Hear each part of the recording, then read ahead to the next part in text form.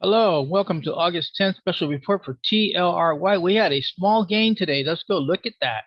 Yep, it has a small gain, but it's still in that doji zone. This is still until it's able to break above this high right in here. This is the doji zone. There's our low end, there's our high end, and we'll see about going on how it's going to work out. So let's maybe pause. I apologize for that pause. So back to TLRY. So we had a small gain, and it's still in that doji zone, as I said. But look, the indicators are still in positive. We're still in the sweet spot of the two main indicators, the RSI and Stochastics and RSI. And we have the increasing value on the MACD down below. I'm not a big fan of this, but I have to respect it. I can't just throw it away. I have to say, okay, I don't use it for trading, but I do have to say it could be identified as a signpost. Let me look at the point here. There's the down point right there, and there's where it started to climb. And look, it's still climbing up, and we are now we are also growing on our histogram, which is right here. So TLR is still in the game. No games. There's no changes. We're anticipating we got to close here today at what? 1479, and we need to get to 1605. So let's do the numbers on that. And this is another way of, this is a rule of thumb. It's not perfect. Okay, 1605 minus 14.79. $1.26 divided by the ATR of $1.04. And in a perfect trading world, we are 1.3 days away from crossing that 1605.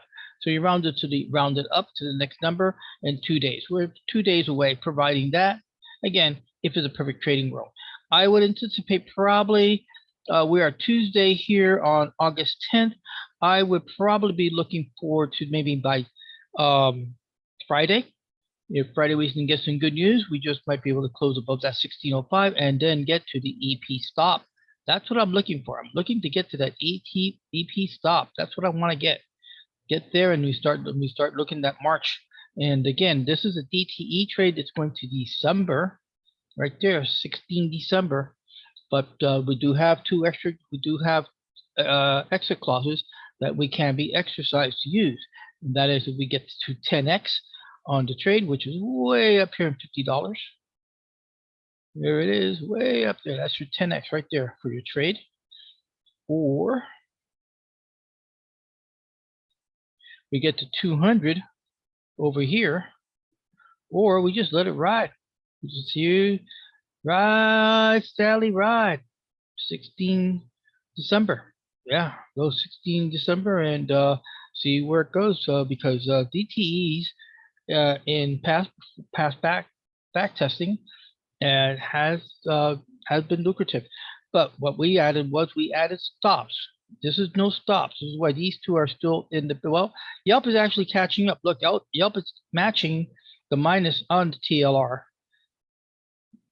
TLRY, and only AT&T is holding the basement at 58. So that's in October. So that there has it's getting close to what they call the ice cube time in options. For those who are not familiar with options is a time decay, and that is you essentially, if you rent an apartment for 12 months, at the end of the last 30 days of the month, or the last 30 days of the lease, you have to go back to the landlord and say, I want to re-sign for another 12 months. And the landlord will say, okay, fine. It's going to cost you an extra flat rate, still the same rent, high rent, whatever. The bottom line is you negotiate a new whole time contract. Options is the same way. We have a 90-day. We usually 90 days or thereabouts. So we are good here on Yelp. The Yelp TLRY until 16 December, and this will be a real group proof of the pudding if it expires in way deep in the money. And also disprove. I hear the statement and I really detest it. Options expire worthless. Yes, but put it in content. Put it in the context. Put it into the proper parameters. Put it in perspective. They worthless if you are on the wrong side of the trade. If you're on the right side of the trade, it will expire in the money, and you will then have money and profit. Look at these guys. If these were expiring, if these are expiring in October, these two are expiring in October, right there, 14 October, 14 October, and they're already in the money. They're not going to expire 0. They're going to expire at 700 or maybe 750, maybe even 800. Who knows what it will be?